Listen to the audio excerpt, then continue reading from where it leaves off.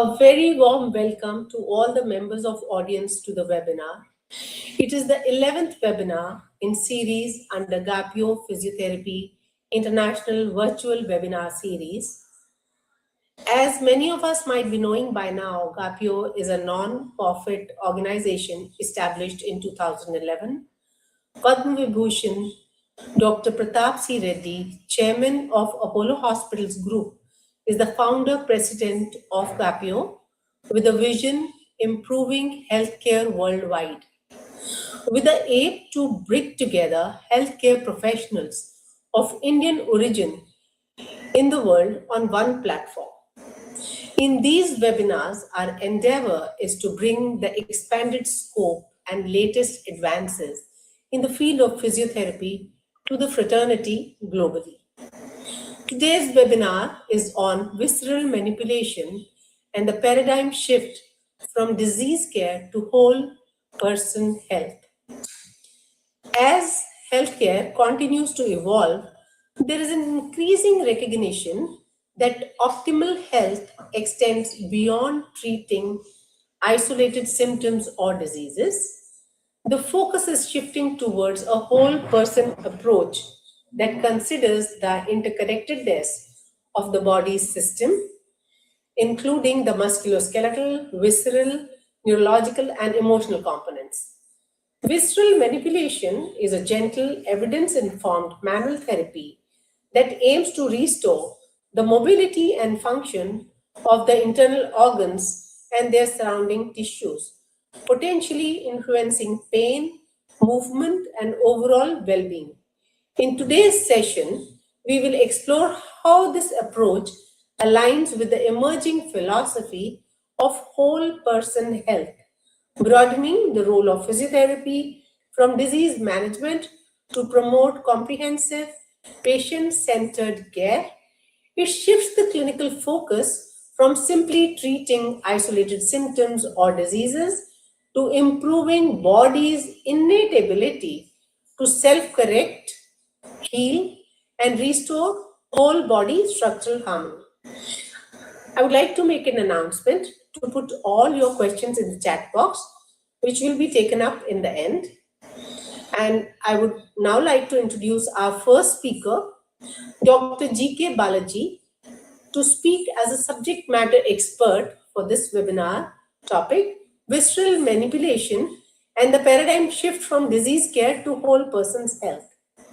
To introduce Dr. Balaji, he is Director Synapse Physio Private Limited and Director Baral and Upledger Institute India and HOD Physiotherapy Department at Fortis Hospital, Mohali, India. Over to you, Dr. Balaji. Thank you, Dr. Seema.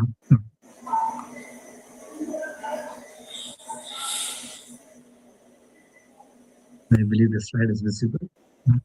Yes, it is. You can make it slide share.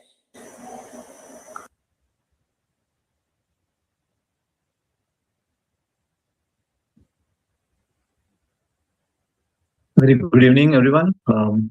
Myself, Balaji. I'm a physiotherapist from India. So I'm here to share my journey and experience towards the visceral manipulations and how I landed in learning that and how it's helpful to me in integrated when I integrate it along with my practice in a clinical practice. So this is the journey of me along with my physiotherapy related certifications which I did and which enhanced my skills to upgrade myself in the field of physiotherapy. Since being a physio, I've been practicing the last 25 years.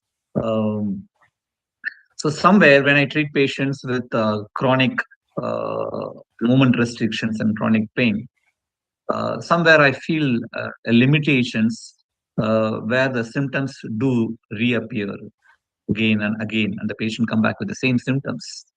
When all my structural approaches, maneuvers get fails at one point of time. I was struck at that particular time. So that's the time I got introduced myself to the Baral and Aperture courses.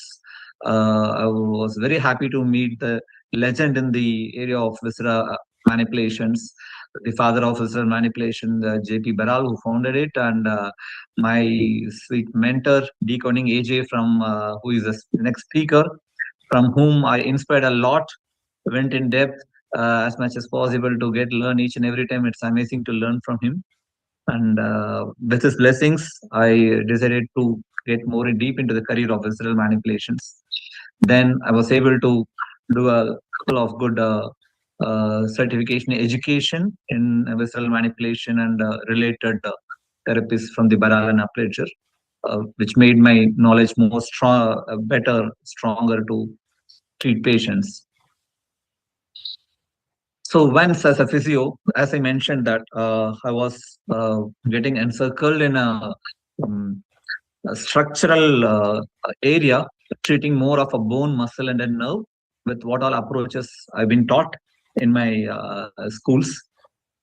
So one particular time when I'm struck up with the patients reappear with the symptoms, then I understood the movement system and the pain factors is never unifactorial, and it's the assessment, the evaluation comes from multifactorial reasons. So it could be a multifactorial component uh, contributing to your restrictions in the movements and pain.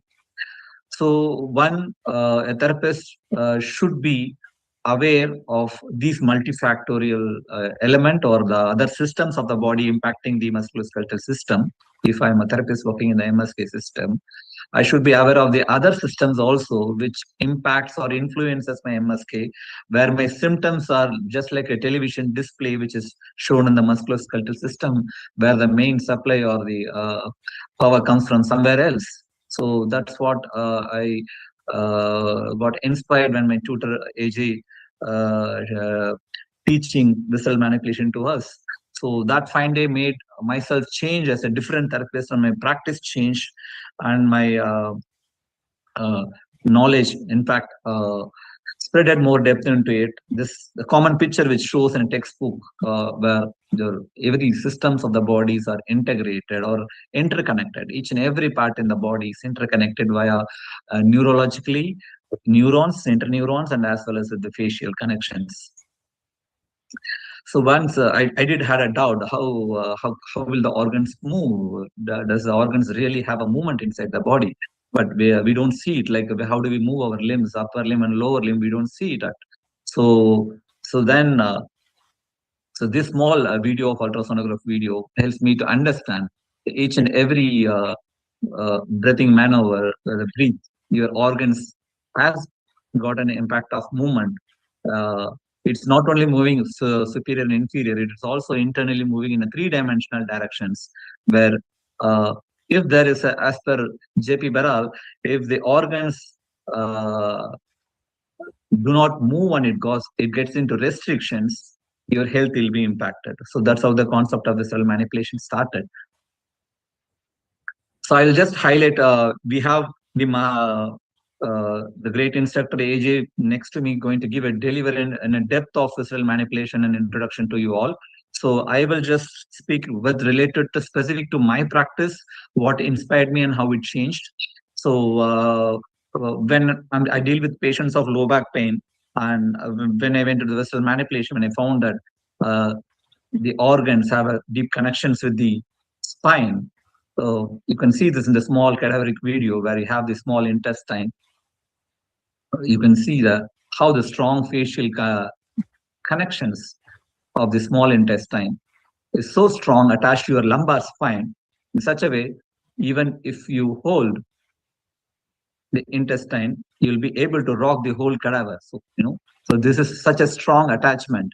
So then we understood it made me to understand much more better. So when we have a MRI or a scan X-ray picture coming from the back showing one vertebrae slipping over the other vertebrae or a disc bulging out, so it not necessarily always it's a true structural problem. Sometimes the viscera the intestine, the organ connection, the tight fascia can have a tension or a pull in the spine, which could cause a dearrangement in the disc or the vertebrae, which could be picked up from an MRI, and we keep treating the MRI without getting into the underlying cause. So this was an eye opener for me in treatment of low back pain. Then when I treated patients with females with lower coccyx pain, but when they have dysfunctions in the uterosacral ligaments, then I've treated good number of patients of cervical who have a facial restrictions from the lung ligaments and as well as the heart ligaments, which both the ligaments are connected to the cervical vertebrae. When somebody's have a restrictions in these fascia, you will have a tension in the cervical vertebrae, and which will cause you can cause you neck pain as well as a cervicogenic headache. So with this inspiration, when I started treating patients with this knowledge, and I thought that I should do some case studies to document what I do. And we were with a university. We tried taking some patients with a non-specific neck pain, and we did a posture screen mobile application to measure their posture, forward neck posture, protruded posture forward, and neck disability index, and a VAS scale to measure their pain, and a simple pressure biofeedback unit to measure their muscle power. So what we found out is one single session made a good impact in improving the forward neck posture before and after visceral manipulations, and the range of motion did improve. And the one fine thing which we were able to find out, the muscle power did not had any change, which indirectly says that visceral manipulations can impact the movement restrictions and pain, but the muscle power, the tone of the muscle, yes, could be impacted from visceral manipulation. But for the power to improve, one needs to do an exercise followed with the visceral manipulation after the 2 to 3 weeks gap of post session. Then also another case study we tried to document it with shoulder adhesive capsulitis. I have seen more than 50 to 60 patients with adhesive capsulitis after getting into visceral manipulations. It's an amazing thing to release the liver and release the shoulder capsule before you enter into a rehab program with the phrenic nerve connections. Here again, we found the range of motion and the pain drastically improved with visceral manipulation of liver. So I even wanted to test it under what if there is a neurological condition that's coming from the central nervous system, from the brain, stroke, whether this will be the same.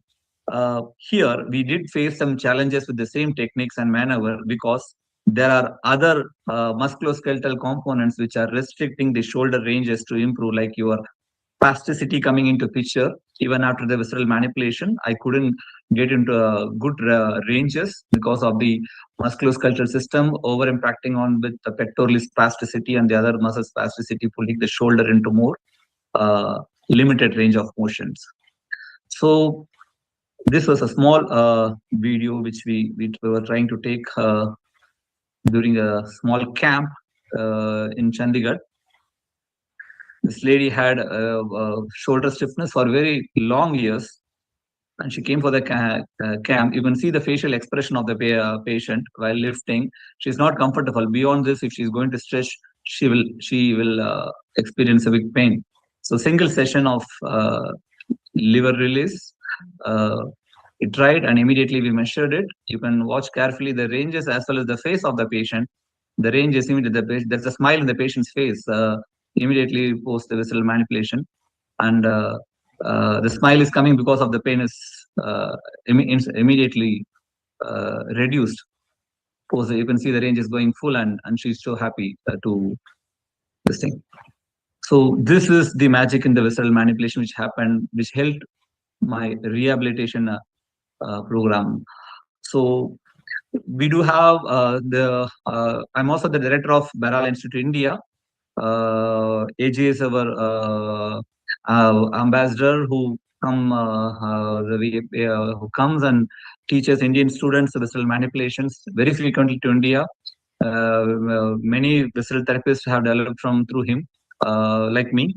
So we have the Visceral Manipulation Level 1 course coming in Mumbai this December 11 to 14. You can access us from the Instagram page of Beral Institute India, Beral and Applied Institute India. You will get the details. So post the session, if people are interested, could contact us. So understanding the concepts of visceral anatomy, techniques, and clinical application of visceral manipulation will help therapists to do a multifactorial assessment and delivering a comprehensive integrated therapy for pain and movement description. I have spoken only in specific to related to my field of physiotherapy, but visceral manipulation is very vast and wide. We have many evidences starting from musculoskeletal system to physiological system and the latest research with even the immune responses, the immunity changes, immune responses changes through vagal nerve application has also been published. So it's very vast and wide. I'm like you, I'm also eagerly waiting for AJ to deliver a talk and to get mesmerized from his speech. Thank you, Dr. Seema, for providing me this opportunity to be on this platform to share my experiences. Thank you very much. Thank you, Dr. Balaji. As ever, it's a pleasure talking to you, listening to you. So you have set the ball rolling, I believe, for our keynote speaker, AJ, as we call him. So you definitely told that how your journey and through you, how many people are now changing, physiotherapists are changing their practice. So without any delay, now I would like to invite our next speaker, whom we call in his short name as AJ. So AJ is an international teacher, professor of craniosacral therapy and visceral manipulation, director, CEO, ICOMM, which is International College of Osteopathic Manual Medicine. He is taking his talk from Italy. He's an osteopath, private practice, and Brecciano and Formello, Italy. He has published various researches on visceral manipulation studies. He has been coordinator of clinical research projects on the efficacy of visceral manipulation in the cardiac field and various presentations in international conferences and seminars on manual medicine and osteopathy. And he took my request and he's here.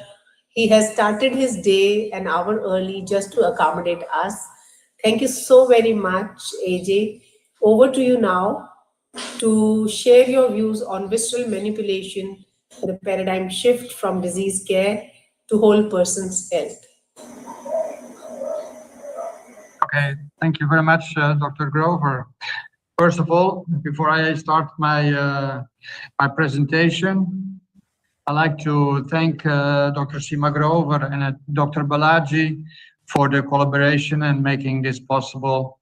So I will try to get my message across of the importance of visceral manipulation in healthcare. So what I will do, I will go through a series of slides with you, which this is not intended to be a lecture. This is intended to get a message across of the importance of the organs, of the visceral mobilization in healthcare and how it's related to the musculoskeletal system. So let me first share with you a question. A question. Okay, can you see my slide now? It's visible. Okay, thank you. And here we have, good. So again, the title for today was Visceral Manipulation and the Paradigm Shift from the Disease Care to a Whole Person Healthcare. Now, it's not possible to talk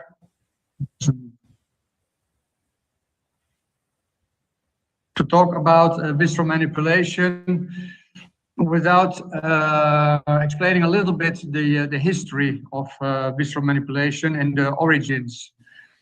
And the origins is coming from osteopathy. The founder of osteopathy, Andrew Taylor Still, who is also the founder of the first university of osteopathy in Kirksville in America. And he was the founder of osteopathy, being a surgeon and also an engineer. So he was this. He had a very good basic intellectual development, and he developed also a special vision on health and healthcare in our human body. So let's explain a little bit about the concepts and the philosophy of osteopathy, because I don't know the participants how much they are aware what is osteopathy and where it comes from. So osteopathy was founded in 1874, and like I said, the first osteopathic university was opened in Kirksville, Missouri. I like to underline this because this is not like a healthcare profession which is in the sidelines, but it's an official education in the healthcare system in America and also in Europe. There are now more than 27 osteopathic universities in the United States. And also we have now in Italy about 5 universities who have started their curriculum in osteopathy. So the osteopathic philosophy, in very short, is that osteopathy sees the body as a unit, and that the person is an integrated combination of body, mind, and spirit. So no part of the body functions independently, and a lesion in one part of the body can ultimately affect the whole body. Because in the development of the human body, everything obviously starts from the zygote and the blastocyte. Everything comes from one cell and then develops from that. So anybody who has some embryological background understands that all the systems in the body are interconnected. And therefore also the philosophy in osteopathy, we see structure and function are interrelated. So anatomy and physiology are mutually dependent. This means that when we have anatomical lesions, when we have restrictions within in our tissue, then physiology will be affected by it.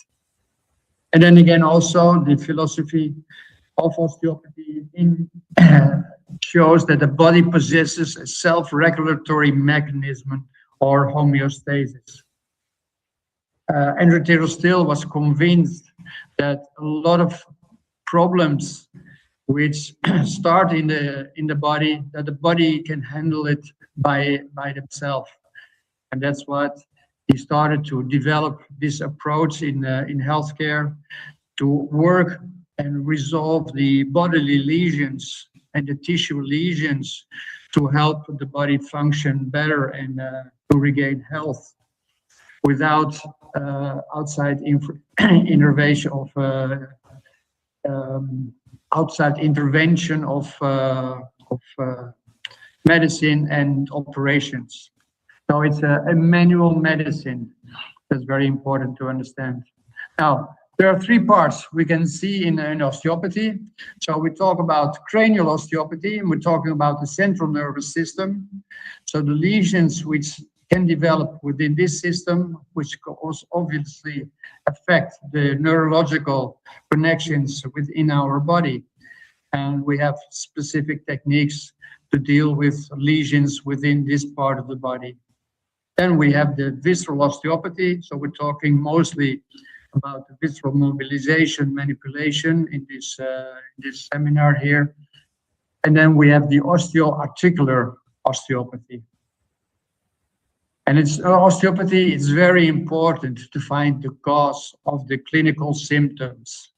Because what Andrew Taylor Still said, everybody can find pathology, but it's much more difficult often to find the cause what causes the pathology. So that's why our diagnosis in osteopathy is to find the cause of the disease. It's done through a whole body evaluation, in which we go from the feet to the head. We evaluate the whole body and we try to understand which part of the body does not function well. So we cannot talk about visceral manipulation without mentioning Jean-Pierre Barral, who for more than 30 years has been my mentor, my professor, and I've learned an incredible amount of information from him, and I'm grateful for life what I've learned and experienced with him. He has written more than 20 books in the osteopathic field, and mostly, of course, about the visceral osteopathy, because he has done a lot of research in visceral osteopathy. So let's see the osteopathic approach within visceral manipulation. Now, the first step is very important to understand that each organ has a neurological connection with the central nervous system. And we have afferent nerves going from the organ to the central nervous system.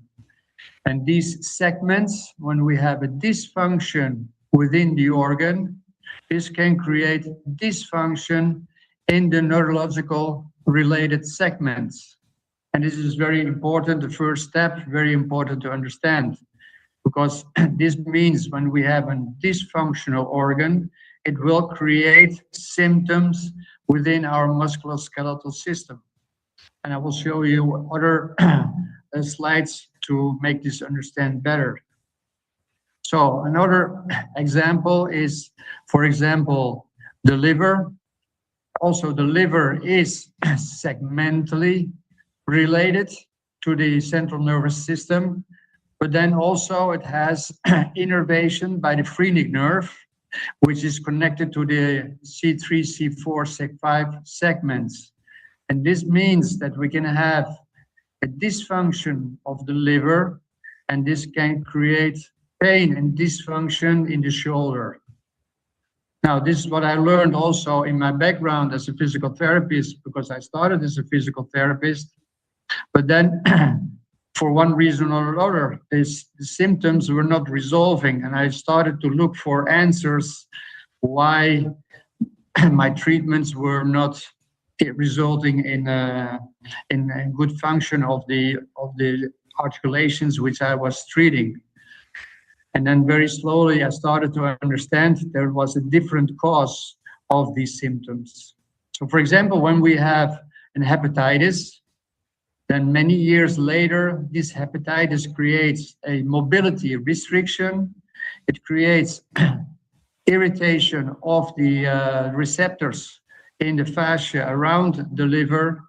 And then this relationship, this facilitation of the central nervous system and the phrenic nerve can create symptoms far away from where it comes from, of the cause of the problem. So if you want to resolve a shoulder problem, okay, many cases you have to treat the related organ.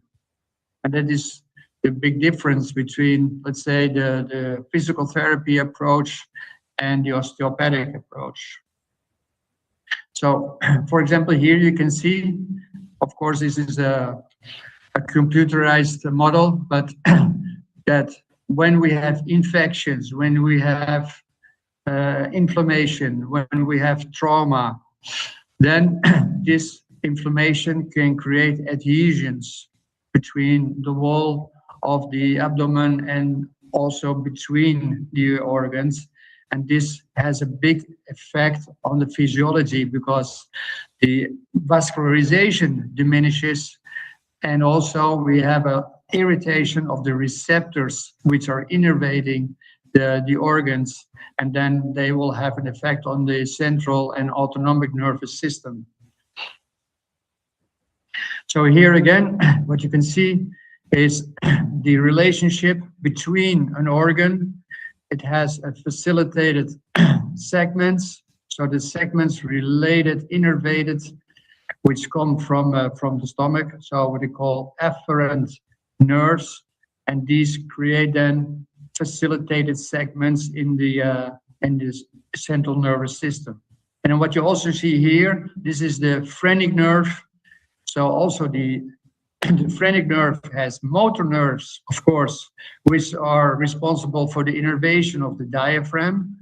But within the phrenic nerve, there are also afferent nerves, and the afferent nerves go from the organ to the spinal cord, and it creates a facilitated segment on C3, C4, and C5.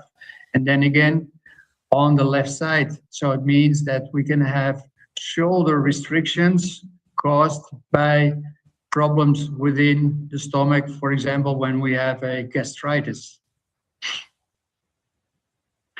Now, here is also, like I said, a very simple slide explaining the relationship of the visceral system and the musculoskeletal system. So what's happening when we have a problem within the organ system, because and these problems can be caused, the lesions can be caused by, again, like I said, infection, trauma, but also very often by psycho-emotional stress, because the psycho-emotional stress in our body is discharged through our visceral system. So this creates a dysfunction in the visceral system, and then this creates an irritation and facilitation of the afferent nerve, and this creates what we call the facilitated segment. What you can see here is that the organ will create a spasm in the musculature. So it means that whatever work, therapeutic work you do on the muscle will not respond, because the muscle depends on the innervation from the facilitated segment. And if you don't take care, if you don't mobilize, remobilize the organ, this muscle spasm will never resolve. Also, of course, for example, what the chiropractors do, the vertebral mobilization, when we have a facilitated segment, we can have a vertebral lesion. And also you can mobilize this lesion here, but the problem will come back because, again, the cause is within the visceral system.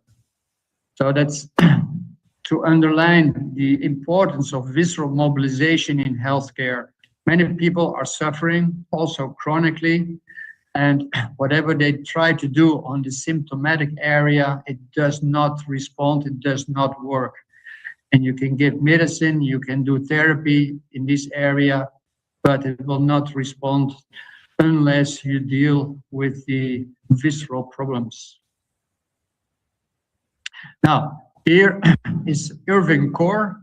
He has done many years of research, and he has shown scientifically the existence of the facilitated segment. And he explained the visceral pathophysiology, which then creates a dysfunction in the musculoskeletal system. What I just showed you in my slide, to explain it in a very simple way. But it's also very nice maybe to mention here that Irving Kaur was also an enthusiastic musician, and he was playing in a small orchestra together with Einstein. So he was in a very good company for that way. So here I'd like to start to talk about the autonomic nervous system. And of course, apart from the segmental innervation between an organ and the central nervous system, we also have an innervation of the autonomic nervous system. And each organ has an autonomic nervous system innervation. And also the vagal nerve, what you see here, the vagal nerve, each organ from the thyroid until the rectum is innervated by the vagus nerve. So each organ has an innervation of the vagal nerve. And this is also very important to understand how the visceral system can create problems within the body. And here also, for example, which I will shortly mention, is that our posture, okay, is very dependent on our visceral system, because when we have a restriction within a visceral articulation, we have a restriction within an organ, the information, the receptors of that organ inform the brain that there is abnormal pressure, there's pathological pressure or pathological tension on that organ. And then the brain immediately will intervene and change the posture to diminish the pressure, the pathological pressure and tension around that organ, because we are designed in such a way that we always want to survive. So it's very important that our vital organs are not, let's say, damaged. So that's what we can see in every patient and every day in our work, is that the posture is changing because of visceral lesions, restrictions, and immobility. So if you want to improve posture, very often what you need to do is improve visceral mobility, and this will improve your posture. And if your posture improves, then also the musculoskeletal system suffers less dysfunction. Now, the next thing I wanted to add is also what we have in our body is the visceral loop. This means that an organ and a dysfunction in an organ, like I said, we have the afferent, which is related to a segment, but then the nerves, the efferent nerves, which go to a related organ, a segmentally related organ. This organ also can start to cause dysfunction. And I wanted to explain this in an important way, because we have done many years of research, which I now want to share with you. And we have found that the gastric dysfunction has a very important influence on our heart muscle. So the visceral loop in atrial fibrillation. Now this started when I was working with patients and was working on restrictions within the stomach and the gastric area. And then apart from the patients telling me that the function was improving, that also that their symptoms with arrhythmia had diminished. And that time for me was not known, and I was surprised by that. So I was really eager to research this connection within the body. Then one of my patients, I was lucky that he came in, was Dr. Stefano Bianchi. He came in as a patient, and I treated him, and then we started to talk about my experiences with arrhythmia. And he invited me into the hospital to start researching this relationship between visceral organs and the arrhythmia. So what you see here is Dr. Stefano Bianchi in the hospital, in the operating room, where he deals with arrhythmia in a medical way. So we started a research together in 2014, and this lasted until 2026, till let's say this year, and we're still continuing because we're finding things that are really not known, not in the osteopathic world and not in the cardiology world.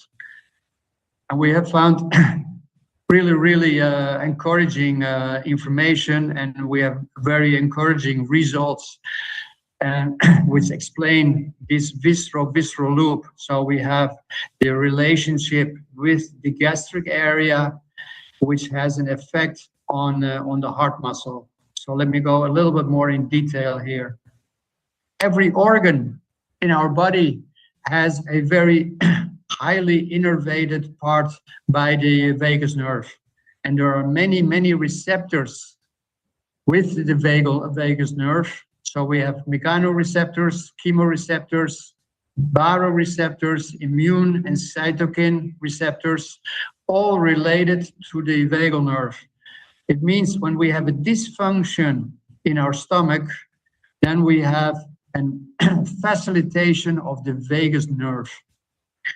And of course, we know also that the heart has a very important innervation by the vagal nerve. So there is a strong neurological relation between the stomach and the heart muscle. So why specifically the stomach? Because what I will show you is that the presence of the vagal nerve receptors is very, very, very high in the stomach area and much less in the other organs. So what you see here in a computerized model is that the vagal nerve goes into the wall of the stomach and then has many millions of receptors, which in a case of gastritis can create a vagal tone increase, and this goes through the central nervous system and then starts to influence the afferent vagal nerves to the heart muscle. So what we see here is that various research has indicated that gastrointestinal afferents have and the gastric distension has an effect on the heart muscle.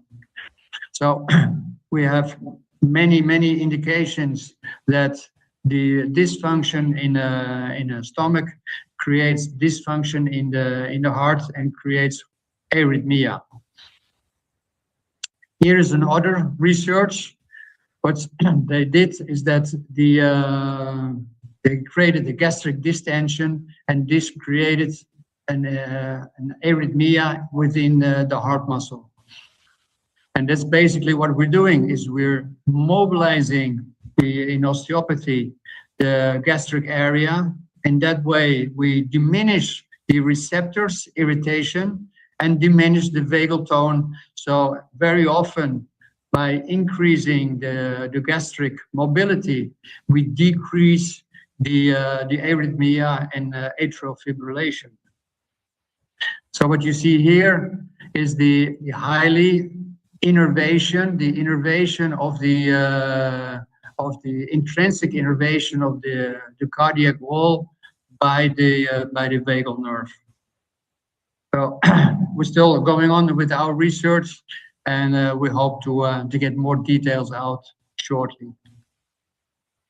So what we see here again, the neurovisceral fascial osteopathic mobilization diminishes the vagal nerve facilitation, and that has a very important effect on the atrial fibrillation.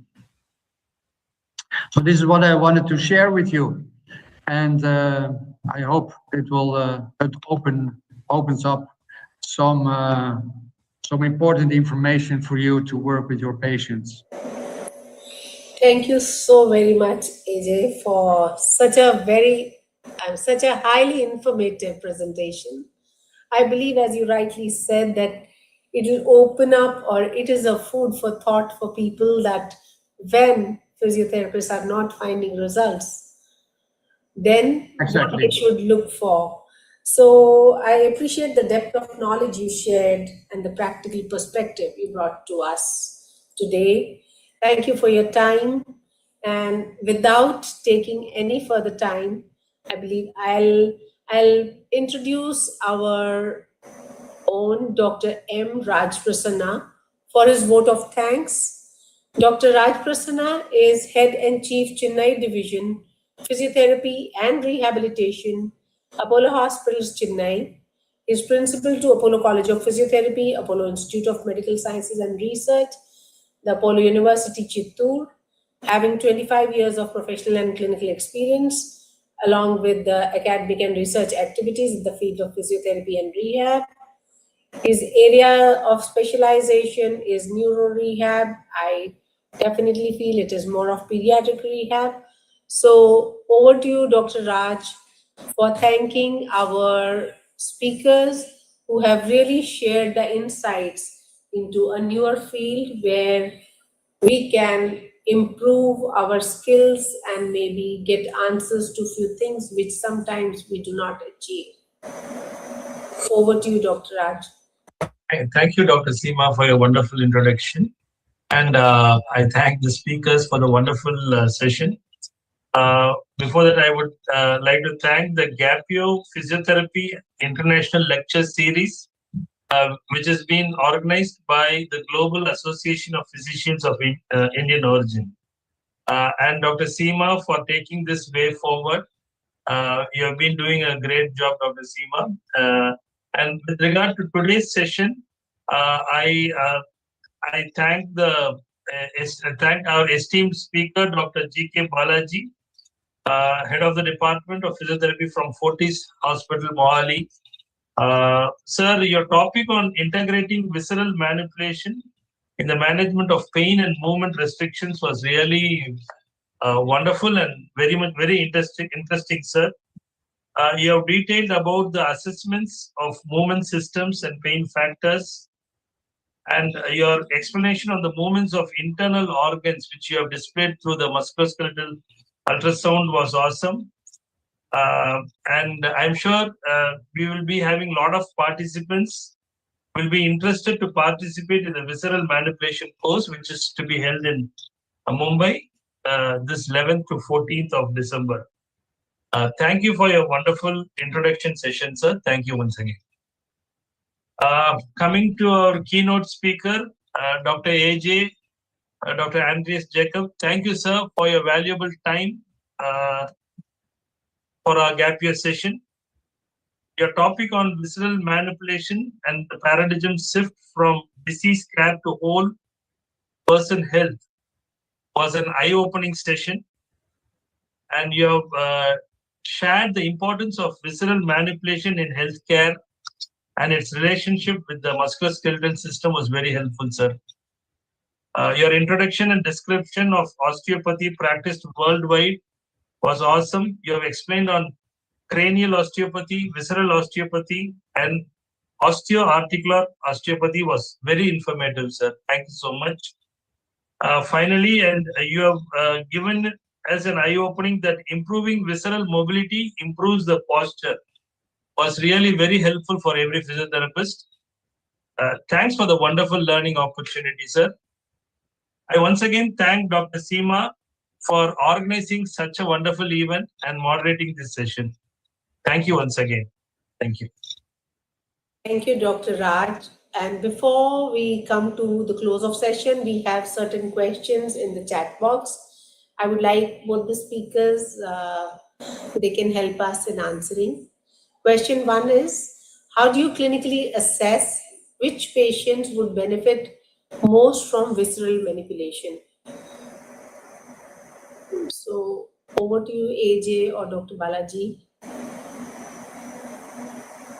Okay, so well, we have a whole body evaluation protocol with listening techniques.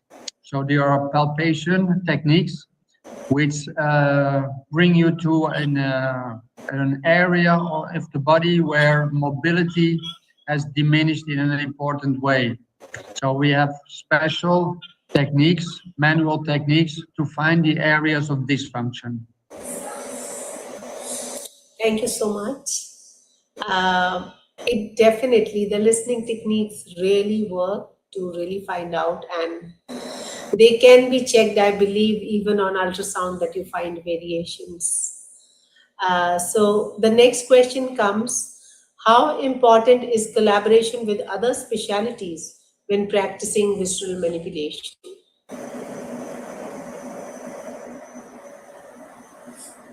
No, if I can may, we work with the with many.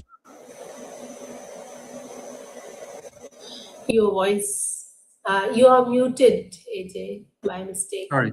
Oh, here I'm again.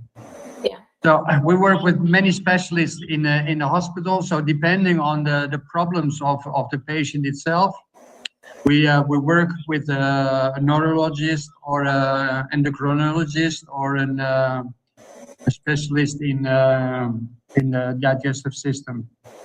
So I think it's very important for the patient, because very often also a medical specialist has not all the possibilities to help a patient. So working together for the patients always offers the best solutions. Yes, I believe definitely, like in your research projects also, it's been shown that you are working on visceral, so definitely cardiologist is involved. Another question is, can you walk us through your clinical reasoning when a patient presents with chronic unexplained pain?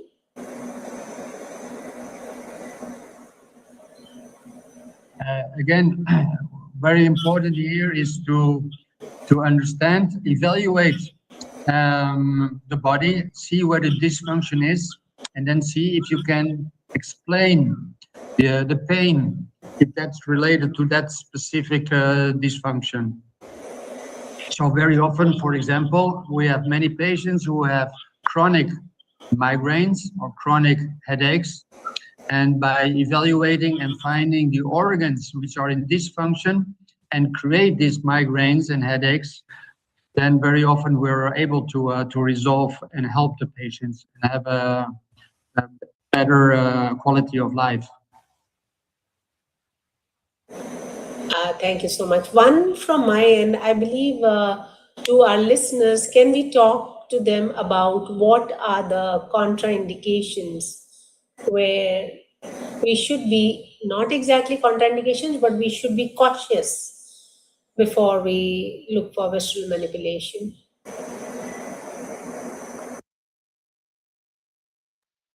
No, of course, when there are specific indications, also within the autonomic nervous system.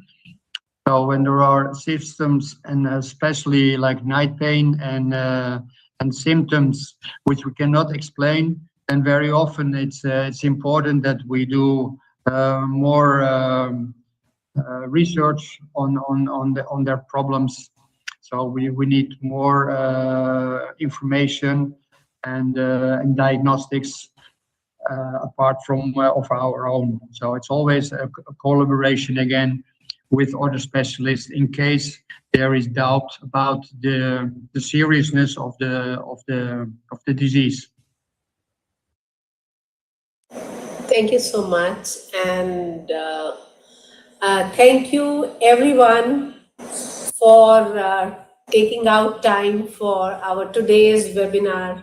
I believe it should be like what we always put in our virtual webinar series, that is the extended scope of physiotherapy, what physiotherapists can think beyond physiotherapy and find out answers. So I would like to take a moment to thank all of you, all the esteemed speaker, Dr. Raj, for being here, taking your precious time out to be a part of our webinar, to share your rich experience and knowledge on visceral manipulation and the paradigm shift from disease care to whole person's health. I believe the world is going towards whole person's health now. We all don't only treat symptoms, but we really look at how a person can live healthy.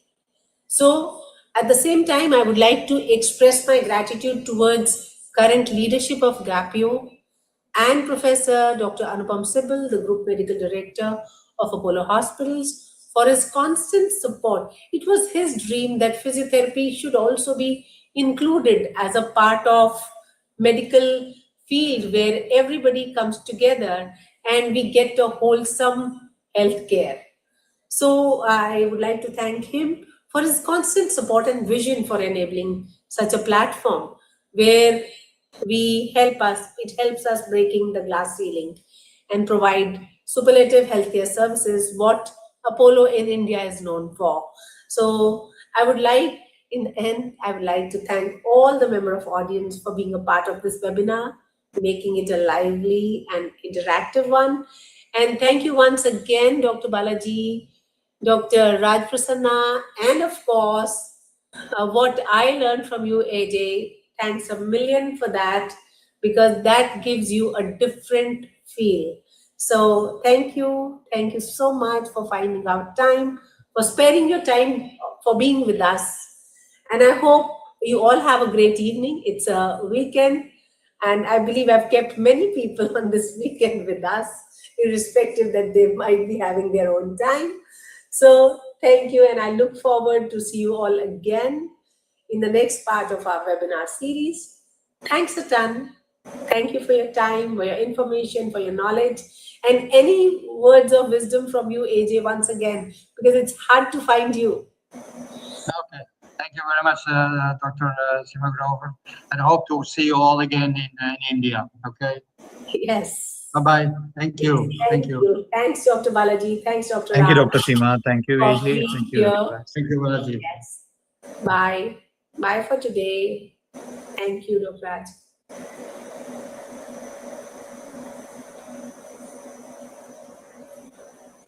Thank you, audience, for being part of this webinar.